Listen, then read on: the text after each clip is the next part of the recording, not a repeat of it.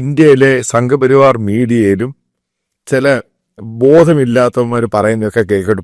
കാരണം പല യൂട്യൂബ് ചാനലിൻ്റെ അകത്ത് ഇന്ത്യക്കാരില്ലാതെ ഇന്ത്യൻ ടെക്കീസില്ലാതെ അമേരിക്ക ചലിക്കത്തില്ല. എന്തുവാ ഇത് സത്യം? കാരണം ഞാൻ മനസ്സിലാക്കിയെടുത്തോളം ഈ പറയുന്നതിൻ്റെ പ്രധാന കീ ആയിട്ടുള്ള ഇന്ത്യക്കാരൊന്നും തിരിച്ചു വരുന്നില്ല. അവർക്ക് ആവശ്യമില്ലാത്തതിനൊക്കെ തിരിച്ചു വിടുന്നു. ഇതാണ് ഞാൻ മനസ്സിലാക്കിയത്. മിഥുൻ, ഇതിനെപ്പറ്റി എന്താ പറയുക? ഞാൻ ക്യാമറയുടെ ഇന്ന് ഞാൻ ഉത്തരേന്ത്യക്ക് ഞാൻ സംഗീത പറയുന്നില്ല, ഉത്തരേന്ത്യയിലുള്ള IT കമ്പനീസ് നടന്നവർ എവിടെയാണ് യൂണിവേഴ്സിറ്റി എന്ന് നടക്കുന്നത് അറിയാവോ? അവന് എവിടെയാണ് IT കമ്പനി തുടങ്ങി നടക്കുന്നത് അറിയാവോ?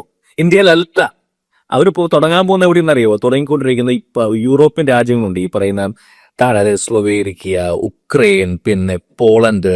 ഞാൻ പറയുന്നത് അവിടെയാണ് അവർ കമ്പനീസ് ആരംഭിക്കുന്നത്. എത്ര പേർക്ക് അറിയാൻ സാധിക്കും? ഇവരൊന്നും ഇന്ത്യയിൽ എന്തുകൊണ്ടെന്നറിയോ? ഒരു തരത്തിലുള്ള അഹങ്കാരം മുകളിലേക്ക് വന്നിരിക്കുകയാണ്. നമ്മൾ ഒരു 90 വർഷത്തോളമായി അപർശിന്തി ഞങ്ങൾക്ക് പേര് സംഭവമായി. ഇവരെല്ലാം ആരംഭിക്കുന്ന അവിടെയാണ് കമ്പനീസ്. എന്തുകൊണ്ടാണ് ഞാൻ പറഞ്ഞുതരാം.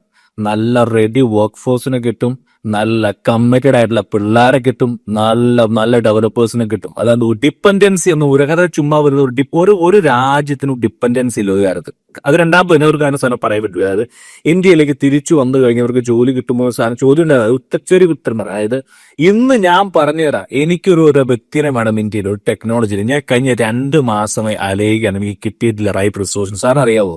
കിട്ടിയിട്ടില്ല. കാരണം ഇത്ര ലക്ഷക്കണക്കിന് ആളുകളുണ്ട്, പക്ഷെ റൈറ്റ് സ്കില്ലുള്ള ആളുകൾ ഇല്ല. റൈറ്റ് സ്കില്ലുള്ള ആളുകൾ ഇന്ത്യ തിരിച്ചു വന്നു കഴിഞ്ഞാൽ, ബാംഗ്ലൂരും ഹൈദരാബാദും വന്നു കഴിഞ്ഞാൽ അവർക്ക് ജോലിയൊന്നും ശരി അമേരിക്ക ലക്ഷങ്ങൾ കിട്ടിയില്ല, എന്നാൽ പോലും മാർക്കറ്റിനെ പോലും നല്ല റേറ്റ് അമേരിക്കയിൽ ഇന്ത്യയിൽ കിട്ടുന്നുണ്ട്. നല്ല സൗകര്യം, അമേരിക്കയുടെ സൗകര്യം എല്ലാം കിട്ടുന്നുണ്ടല്ലോ ഹൈദരാബാദിലും ബാംഗ്ലൂരിലും. അല്പം ഇത് മാത്രമല്ലല്ലോ, ട്രാഫിക് ഒന്നും സാറ് ബാംഗ്ലൂർ വ്യക്തിയല്ലേ, ബാംഗ്ലൂരിലെ ചർച്ചകളിലേക്ക് എന്ത് കുറവില്ല. അമേരിക്കനെക്കാട്ടും സൗകര്യങ്ങളും വൈബ് അവിടെ.